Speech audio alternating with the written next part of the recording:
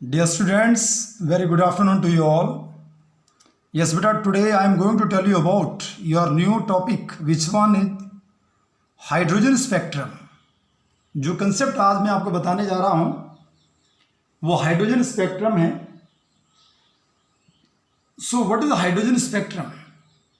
What are the important points related to hydrogen spectrum? So dear, towards moving spectrum, let us move to know about what is spectrum. Spectrum क्या चीज़ है, कैसे करके हम spectrum को define करते हैं. अगर आपको ध्यान होगा कि जैसे मान लो सन की जो लाइट है, अगर उसको हम प्रिज्म से पास करवाते हैं तो प्रिज्म से पास करवाने के बाद वो जो लाइट होती है वो 7 कलर्स के अंदर सेपरेट हो जाती है या स्प्लिट कर जाती है. और 7 कलर्स जो होती हैं वो उनको हमने नाम दिया कि वो एक कलर बैंड्स हैं. और ये जो सीरीज ऑफ कलर बैंड्स होता है, इस सीरीज ऑफ कलर बैंड्स को ही हम नाम देते हैं, this one is called spectrum. Actual में होता क्या है कि एक टर्म हमारे पास आती है, this one is called dispersion. Dispersion का मीनिंग क्या है कि the splitting of light into series of colour bands, कि लाइट का सीरीज ऑफ कलर बैंड्स के अंदर स्प्लिट करना, टूटना, किसके नाम से जाना जाता है? डिस्पर्शन के नाम से जाना जाता है. And the pattern and the series of colour band is called spectrum. ये किसके नाम से जाना जाता है? स्पेक्ट्रम के नाम से जाना जाता है. अगर आपको एक कंसेप्ट ध्यान होगा, आपने पढ़ा है कि सन से आने वाले जो लाइट है, या जिसे मैं वाइट लाइट बोल रहा हूँ, अगर इसको हम किसी प्रिज्म से पास करवाते हैं तो प्रिज्म से पास करवाते हुए ये जो लाइट होती है ये 7 कलर में टूट जाती है. या स्काई के अंदर जो रेनबो हमें दिखता है वो रेनबो भी अपने आप में किसके नाम से जाना जाएगा? सीरीज ऑफ कलर बैंड्स होता है. और इसके अंदर अगर आपको ध्यान होगा कि ये अपने आप में कॉन्टिन्यूअस होता है, मतलब जो एक कलर है वो दूसरे कलर के अंदर मर्ज करता है. That's why this one is called continuous spectrum. ये किसके नाम से जाना जाता है? कॉन्टिन्यूअस स्पेक्ट्रम के नाम से जाना जाता है. कंसेप्ट ये आता है कि भाई हम तो ये समझ गए कि स्पेक्ट्रम अपने आप में क्या चीज़ है, कि जहाँ पे एक पैटर्न होता है या एक फोटोग्राफ है, जो एमर्जेंट रेडिएशन होती है, जो किसी स्क्रीन के ऊपर, किसी फिल्म के ऊपर रिकॉर्ड होती है, वो किसके नाम से जानी जाती है? स्पेक्ट्रम के नाम से जानी जाती है. किसके नाम से जाने जा रही है? वो जो गिवन रेडिएशन होती है उसके लिए उसके स्पेक्ट्रम बन गया. लेकिन एक कंसेप्ट आता है कि ये जो प्रिज्म है, ये प्रिज्म क्या है? ये प्रिज्म अपने आप में एक स्पेक्ट्रोस्कोप है.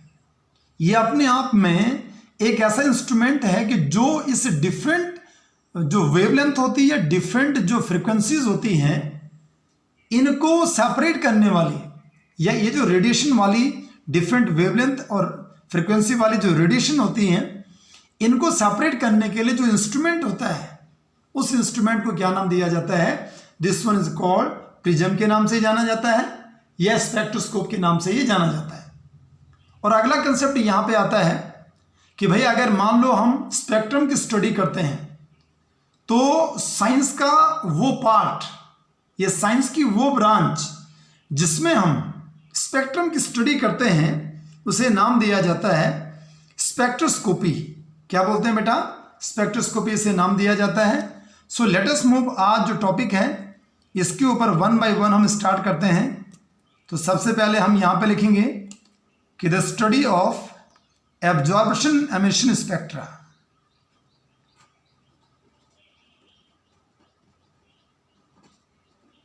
The study of absorption and emission spectra.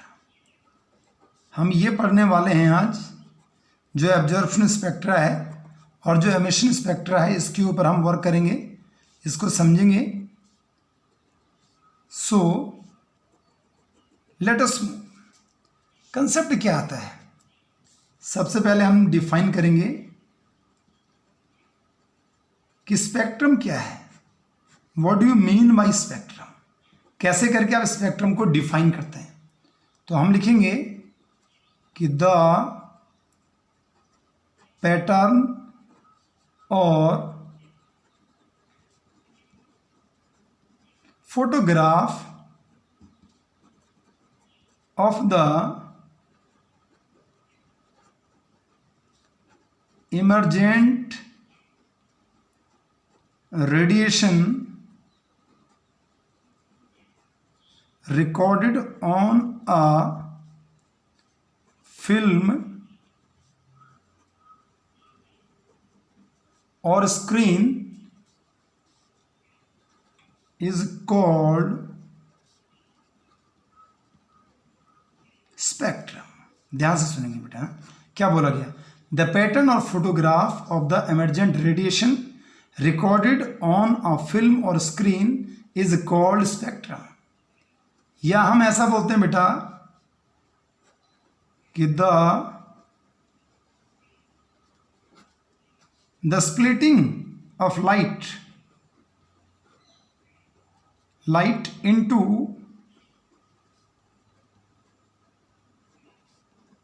series of color bands is called dispersion, and the series of color bands is called spectrum. बहुत क्लियरली आपको समझ में आया होगा। किसी फोटोग्राफिक प्लेट के ऊपर, किसी स्क्रीन के ऊपर जो हमारे पास जो एमरजेंट रेडिएशन होती है, जब वो रिकॉर्ड होती है, जिनके पास डिफरेंट क्या होती हैं, वेवलेंथ होती हैं, और जब वो एक पैटर्न के साथ में क्या होती हैं, रिकॉर्ड की जाती हैं, सीरीज ऑफ कलर बैंड्स दिखाती हैं, then this one is called, उसे नाम दिया जाता है स्पेक्ट्रम। बहुत क्लियरली आपको समझ में आ गया होगा कि स्पेक्ट्रम क्या चीज़ है। दूसरा नाम हमने यहाँ पे दिया, and this one is spectroscope. Spectroscope या मैंने लिख दिया दिस वन प्रिज्म। स्पेक्ट्रोस्कोप क्या है और प्रिज्म क्या है, थोड़ा इसे डिफाइन करेंगे कि ये एक इंस्ट्रूमेंट है, an instrument which is used to separate the radiation of different wavelength or frequency is called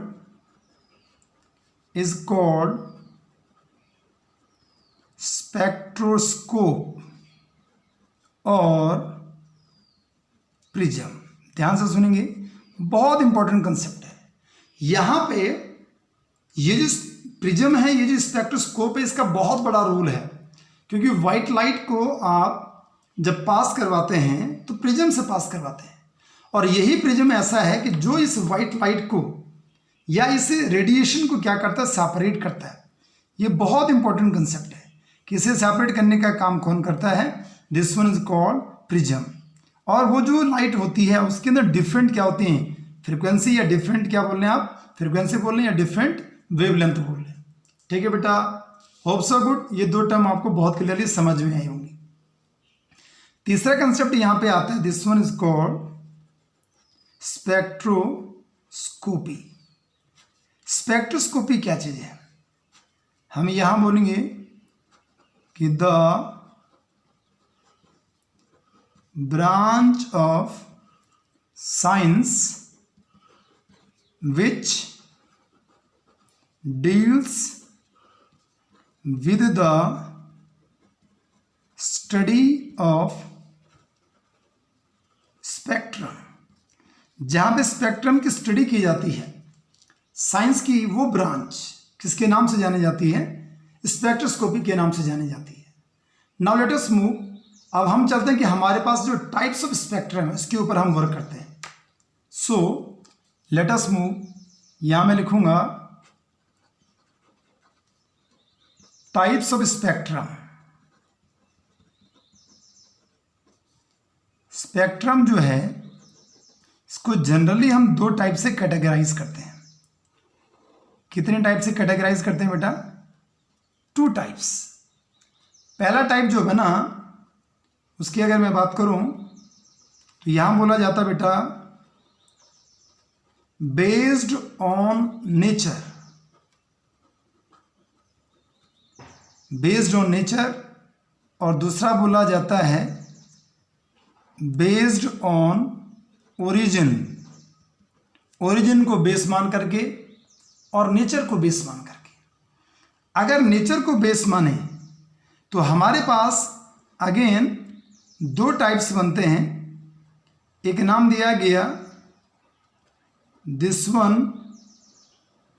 continuous spectrum, और दूसरा नाम देते हैं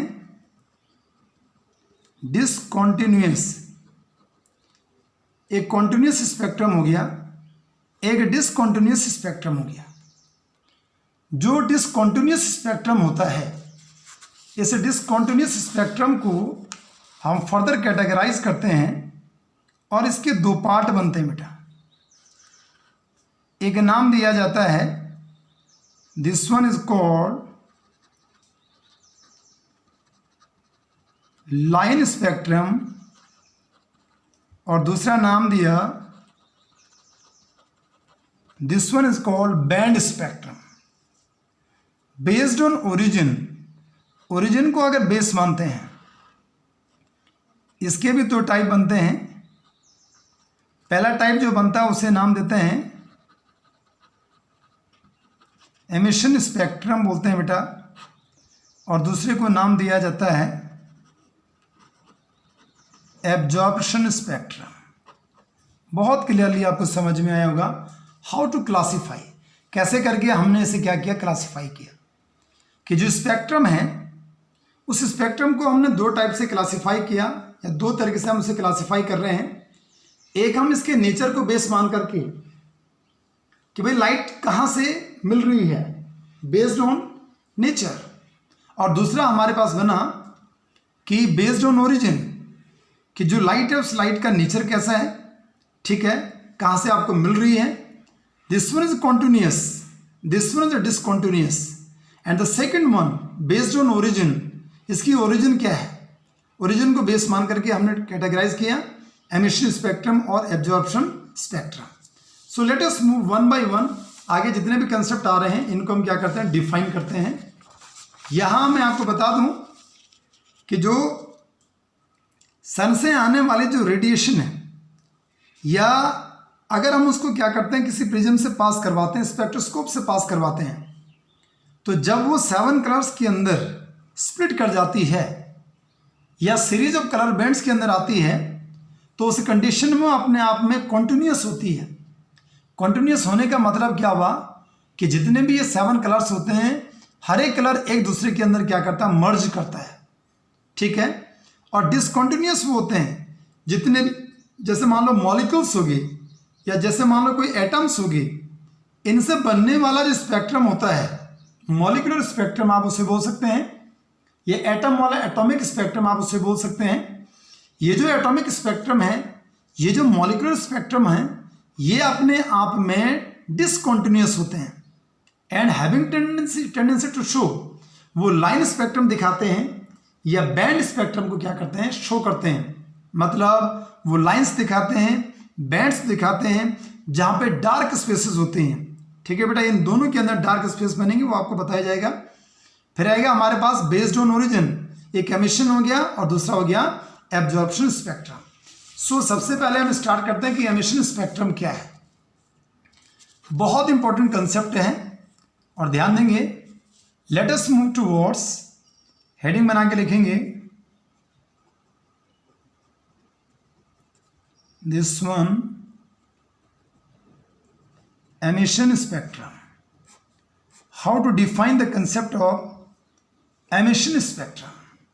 एमिशन स्पेक्ट्रम क्या चीज़ है कि मान लो हमारे पास कोई सोर्स है, ध्यान से सुनो, हाँ, हमारे पास कोई सोर्स है और उस सोर्स से जब कोई रेडिएशन एमिट करती है, ठीक है, और उस सोर्स से जब कोई रेडिएशन एमिट कर रही है और उस रेडिएशन को आप प्रिज्म से पास करवाते हैं और प्रिज्म से पास करवाने के बाद आप उस रेडिएशन को फोटोग्राफिक प्लेट के ऊपर रिसीव करते हैं.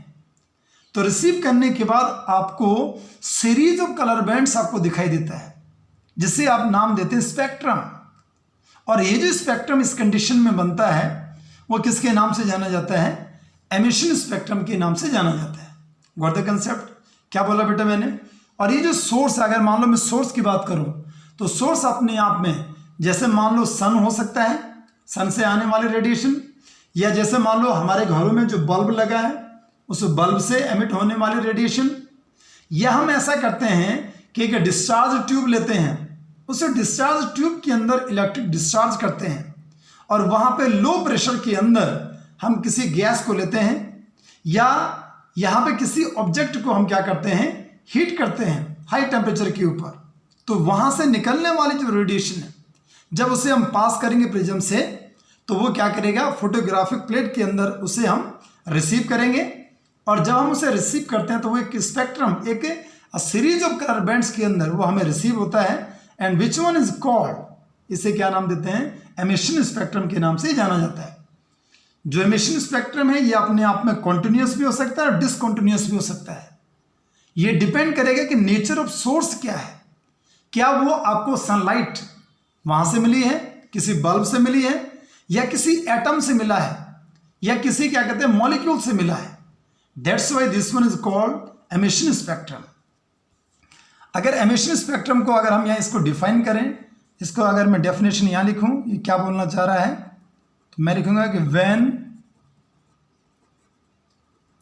Radiation emitted from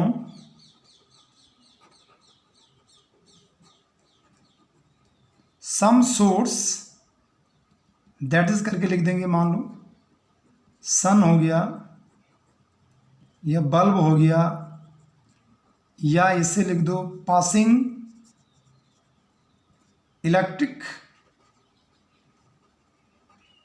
discharge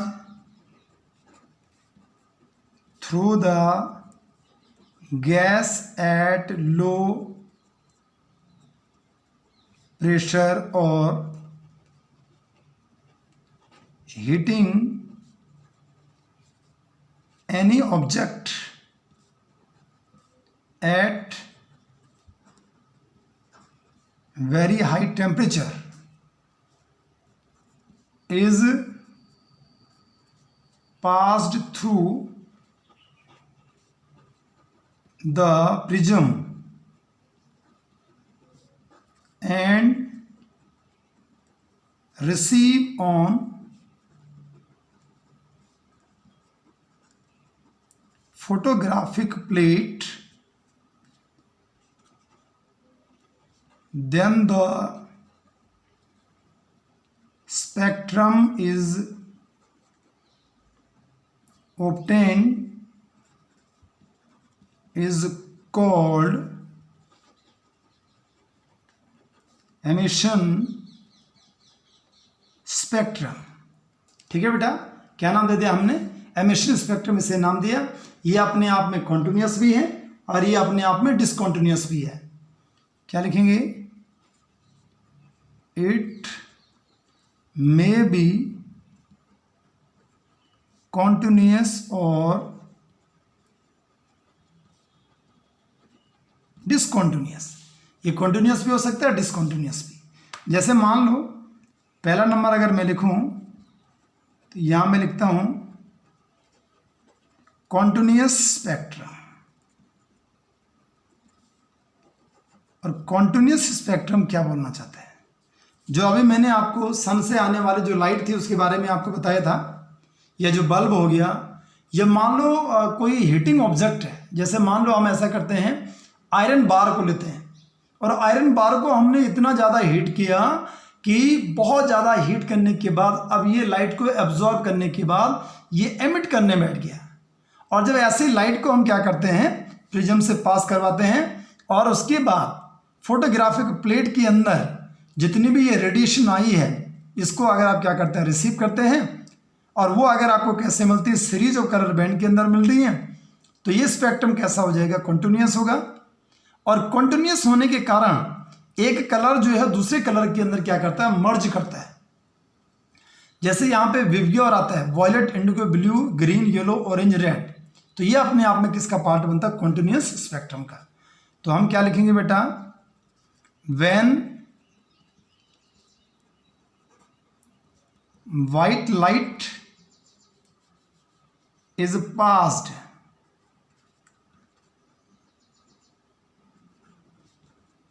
through the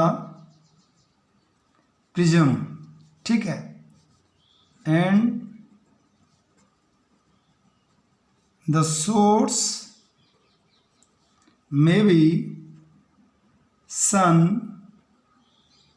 bulb या glowing hot body, ठीक है। so that when white light is passed through the prism, और सोर्स क्या था हमारे पास, बल्ब हो गया, सन हो गया, ग्लोविंग बॉडी हो गया, ठीक है। It is observed in photographic plate so that it splits into different colors with a different wavelength from violet to red, या विबग्योर जिसे बोलते हैं, violet, indigo, blue, green, yellow, orange और red. So in which one colour is merged into the another color is called continuous spectrum।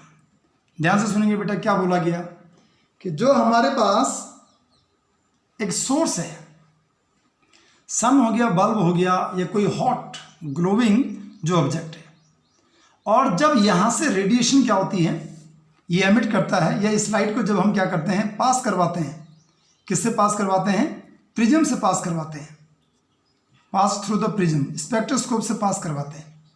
तो इसके बाद क्या देखा गया, फोटोग्राफिक प्लेट के अंदर क्या देखा गया कि जो लाइट यहाँ पे स्प्लिट हुई थी, ये डिफरेंट वेवलेंथ की थी, जो वॉयलेट से लेकर के रेड तक थी, ठीक है, जिसमें जो डिफरेंट कलर्स होते हैं वो एक दूसरे के साथ में मर्ज कर जाते हैं, उसे क्या नाम दिया जाता है, this one is called continuous spectrum. बहुत क्लियर है। लाइट को हमने पास किया प्रिज्म से, और प्रिज्म से पास करने के बाद फोटोग्राफिक प्लेट में उसे ऑब्जर्व किया, और फोटोग्राफिक प्लेट में आपने जब ऑब्जर्व किया तो आपने क्या देखा कि हमारे पास सीरीज ऑफ कलर बैंड्स था, जो वॉयलेट से लेकर के कहाँ तक जा रहा था, रेड तक जा रहा था, जिसे विबग्योर आपने नाम दिया था, और ये अपने आप में कैसा है, कॉन्टिन्यूस है। That's why this one is called continuous spectrum. अगर आप इसे ड्रॉ करेंगे, मान लो ये हमारे पास लाइक दिस वन, ये प्रिज्म है, यहाँ से आप व्हाइट लाइट को पास करवा रहे हैं, और ये हमारे पास दिस वन फोटोग्राफिक प्लेट। तो ये जो प्रिज्म है या स्पेक्ट्रोस्कोप है, ये इस व्हाइट लाइट को दिस इज वाइट लाइट। इस वाइट लाइट को 7 कलर्स के अंदर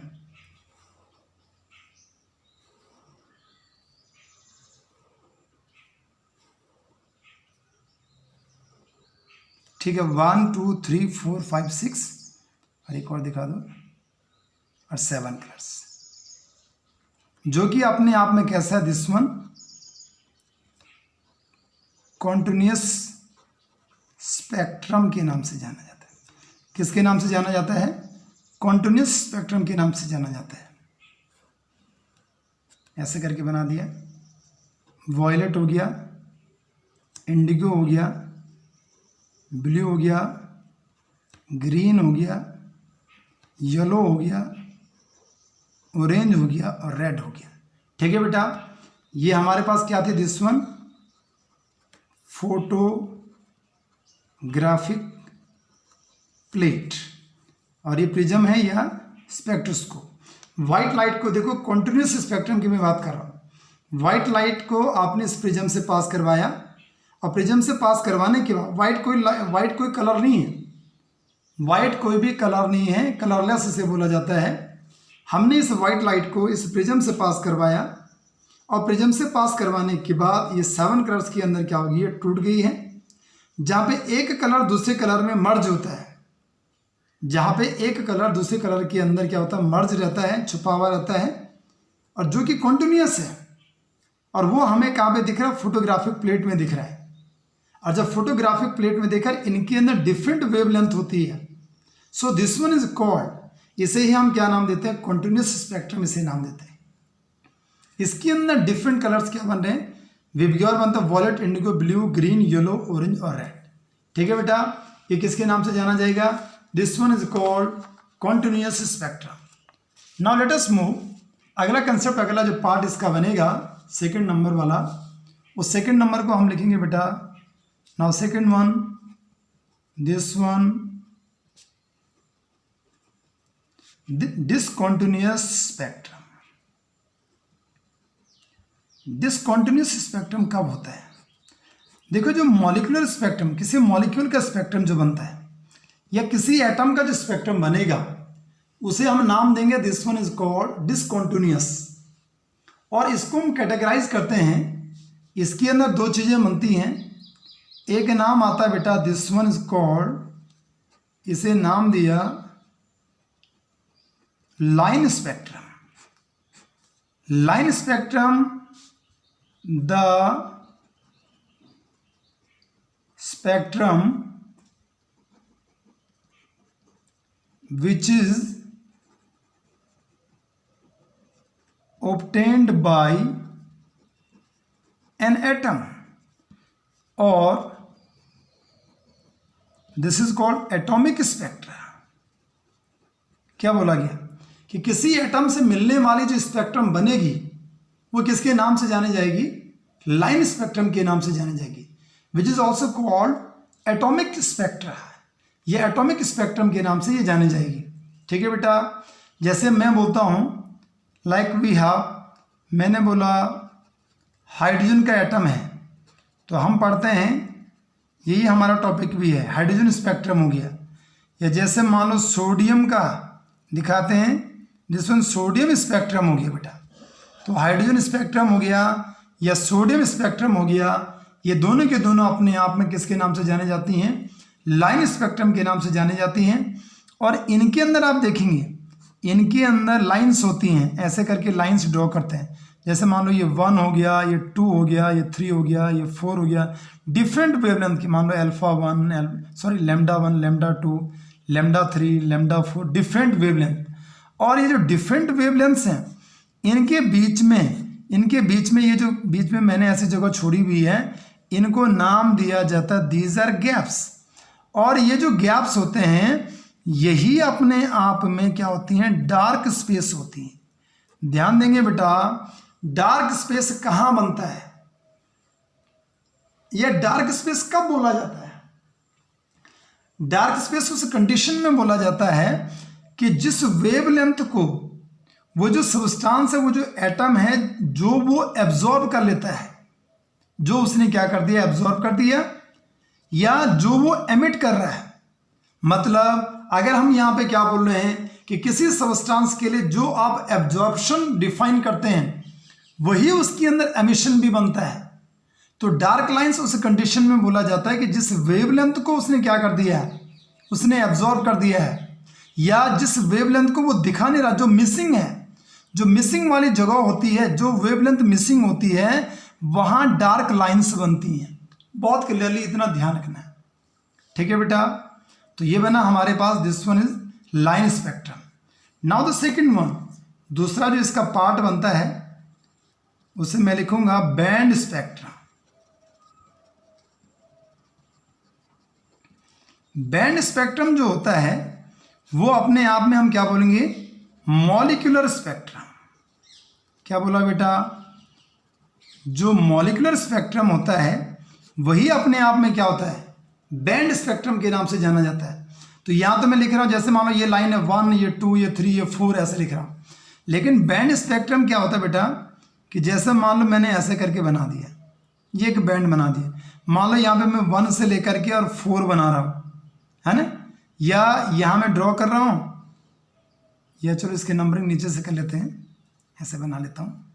मान लो ये 1 से लेकर के 4 है, ये 5 से लेकर के ये मान लो 8 है, ठीक है, या ये 8 से लेकर के मान लो ये आपका 12 है। तो इनके बीच में यहाँ भी ये तो बैंड आ गया, ये क्या है, कलर बैंड्स आ गए। इन कलर बैंड्स के अंदर 1 से लेकर के कोई भी चीज़ जो है 1 से लेकर के 12 तक कोई भी वैल्यूज जो काउंट आप करते हैं, 1 से 4 यहाँ पे है, 5 से 8 है, लेकिन 1 to 4 और इसके बीच में स्पेस गैप्स मिलते हैं। तो ये जो गैप्स यहाँ पे हैं यही अपने आप में क्या होती हैं, ये भी डार्क स्पेस होती हैं। ये भी अपने आप में क्या होती हैं, डार्क स्पेस।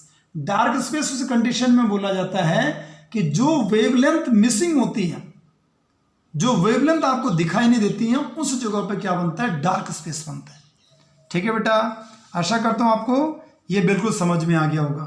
ठीक है बेटा, अब हमारे पास अगला कंसेप्ट जो आता है, या द सेकंड वन जो दूसरा पार्ट बना उसे हम लिखेंगे एब्जॉर्प्शन स्पेक्ट्रम। पहले एमिशन आ गया, अब लिखूंगा मैं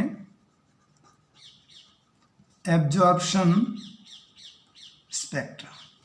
देखो एब्जॉर्प्शन स्पेक्ट्रम और एमिशन स्पेक्ट्रम में कितना अंतर है, एक स्मॉल सा अंतर है कि एमिशन स्पेक्ट्रम में हमने क्या बोला कि जो व्हाइट लाइट थी, इस व्हाइट लाइट को हमने किसी प्रिज्म से पास करवाया, और प्रिज्म से पास करवाने के बाद फोटोग्राफिक प्लेट के अंदर जब वो स्प्लिट हुई तो फोटोग्राफिक प्लेट के अंदर आपने उसको क्या किया, ऑब्जर्व किया।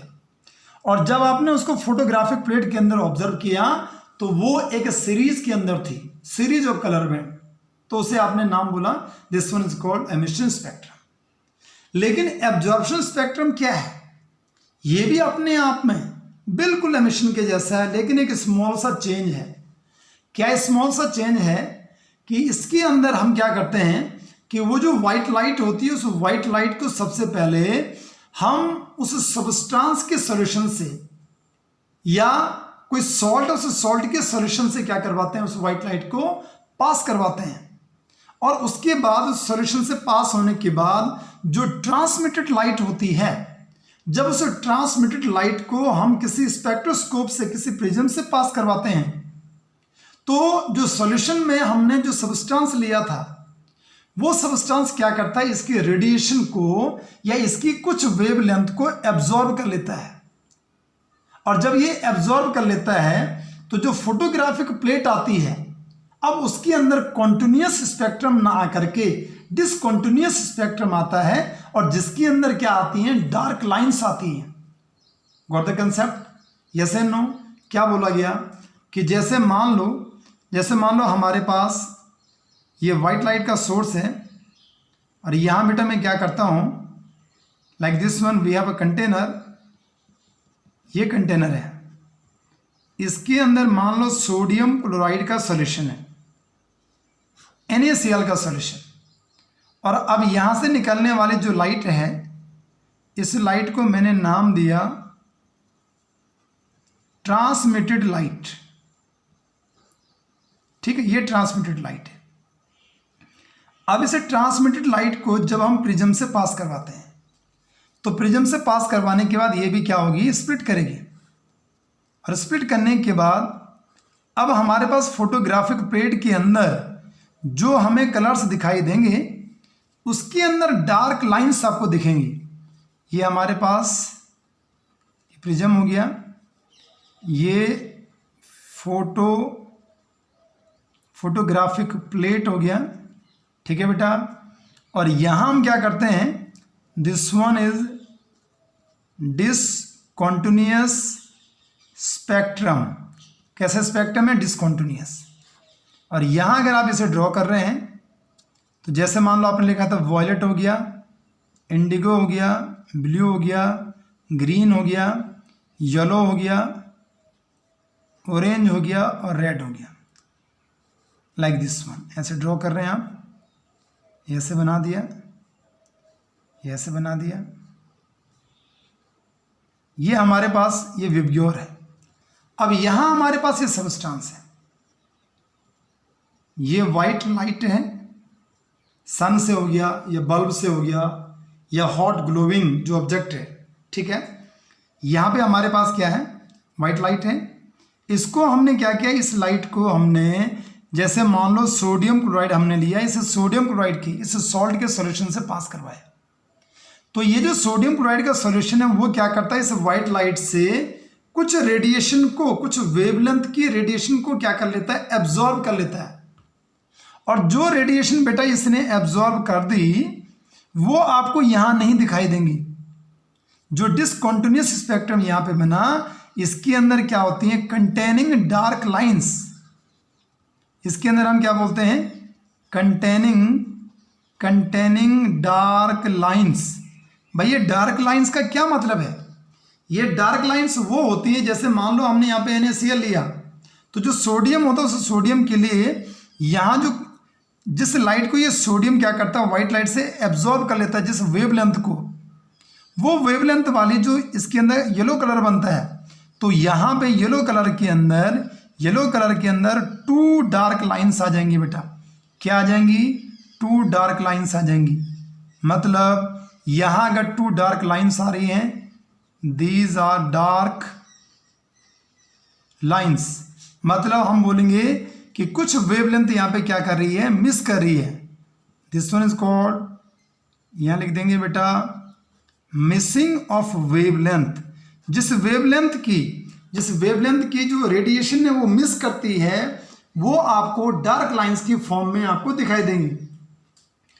हम ये बोल सकते हैं कि मान लो ये जो सबस्टांस है, ये सबस्टांस अगर मान लो सारी की सारी वेवलेंथ को क्या कर लेता, ये सबस्टांस सारी की सारी वेवलेंथ को अगर एब्जॉर्ब कर लेता तो अब फोटोग्राफिक प्लेट के अंदर केवल और केवल आपको डार्क लाइंस ही दिखाई देती, ये ब्लैक हो जाता पूरा का पूरा। लेकिन इस सोडियम क्लोराइड में जो सोडियम है, ये सोडियम केवल व्हाइट लाइट से जो येलो लाइंस होती है, येलो लाइट होती है, उसी की वेवलेंथ को क्या करता है, एब्जॉर्ब करता है। अगर वो उसी की वेवलेंथ को एब्जॉर्ब कर रहा है तो जिस लाइट की वेवलेंथ को एब्जॉर्ब किया गया उसकी यहाँ मिसिंग होगी, उसी की डार्क लाइन आ गई। बहुत क्लियर है बेटा। अगर मैं इसको यहाँ पे लिखूं तो कैसे करके इसे लिखा जाएगा बेटा, ध्यान से समझेंगे आप। मैं लिखूंगा when light from any source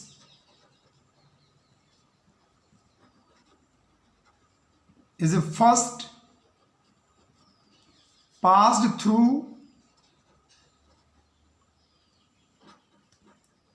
the solution or vapors of a chemical substance and then analyzed by prism, then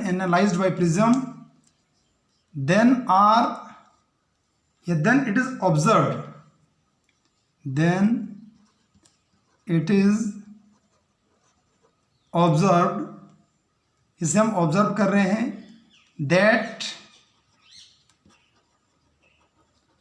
some of the dark space और lines are obtained in the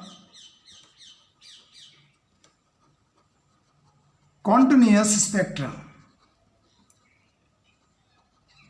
In the continuous spectrum. ठीक है बेटा, because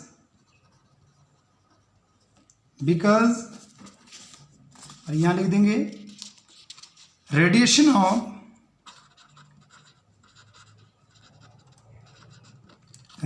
of certain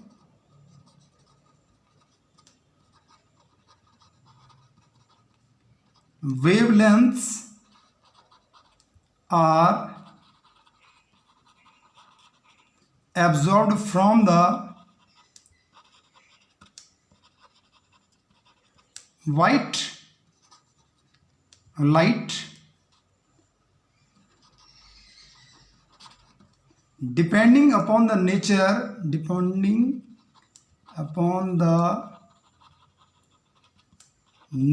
of element. ध्यान से सुनो क्या बोला गया। एक्सपेरिमेंट मैंने आपको पहले कर दिया था कि हम क्या करते हैं कि जो हमारे पास व्हाइट लाइट है इसको हमने NaCl के सॉल्यूशन से पास करवाया, ट्रांसमिटेड लाइट को प्रिज्म से पास करवाया, और यहाँ हमारे पास फोटोग्राफिक प्लेट के अंदर एक जो स्पेक्ट्रम आपको मिला उसके अंदर डार्क लाइन्स आपको मिल रही है। मतलब अगर हमने यहाँ पे डार्क लाइन्स को हमने ऑब्जर्व किया, डार्क स्पेस को ऑब्जर्व किया, तो इसका मतलब जो डार्क लाइन्स या डार्क स्पेस जो ऑब्जर्व हो रहा है उसके पीछे रीजन ये है कि ये जो हमारे पास ये सॉल्यूशन है इसने क्या कर दिया, इसमें से उस डार्क जिस लाइट में आ रही है, येलो लाइट के अंदर आ रही है या येलो कलर में आ रहा है, वहाँ डार्क लाइन्स आ रही हैं, तो ये क्या करेगा यहाँ से वाइट लाइट से उस येलो लाइट को क्या कर देगा, ये सबस्टांस या ये सॉल्यूशन क्या करेगा, एब्जॉर्ब कर लेगा। ठीक है बेटा, this one is called absorption spectrum. वो बेटा आपको बहुत क्लियरली ये समझ में आया होगा। अब चलते हैं बेटा, हमारे पास जो इंपॉर्टेंट कंसेप्ट आता है, this one is atomic spectrum of hydrogen, और हाइड्रोजन स्पेक्ट्रम भी इसे बोला जाता है। This one is also called, इसे हम एमिशन स्पेक्ट्रम भी बोलते हैं या डिसकंटिन्यूअस स्पेक्ट्रम के नाम से भी ये जाना जाता है। ठीक है बेटा, तो हो बेटा कोशिश करेंगे कि जो स्पेक्ट्रम वाला कंसेप्ट आएगा उसको मैं अगले वाले वीडियो के अंदर आपको प्रोवाइड करवाऊंगा, और अगला वीडियो में आपको इसका कल आपको प्रोवाइड करवाऊंगा। This one is hydrogen spectrum या एटॉमिक स्पेक्ट्रम या एमिशन स्पेक्ट्रम। थैंक्स बेटा एंड गॉड ब्लेस यू।